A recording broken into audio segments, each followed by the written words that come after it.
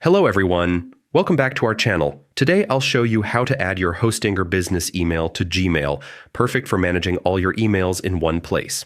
First, log into your Gmail account. In the top right corner, click the gear icon and select See All Settings. Next, go to the Accounts and Import tab, find the section labeled Check Mail from Other Accounts, and click Add a Mail Account. After that, a pop-up will appear. Enter your full Hostinger email address, e.g. info@yourdomain.com, and click Next.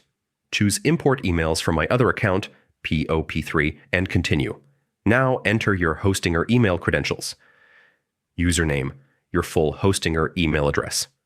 Password, your Hostinger email password, POP server, pop.hostinger.com. Port, 995. Make sure to check. Always use a secure connection, SSL, for privacy and protection. To complete the setup, click Add Account. Gmail will now fetch your Hostinger emails directly into your inbox. And that's it. You've successfully linked your Hostinger business email to Gmail. Thanks for watching. Don't forget to subscribe to our channel, and I'll see you in the next video.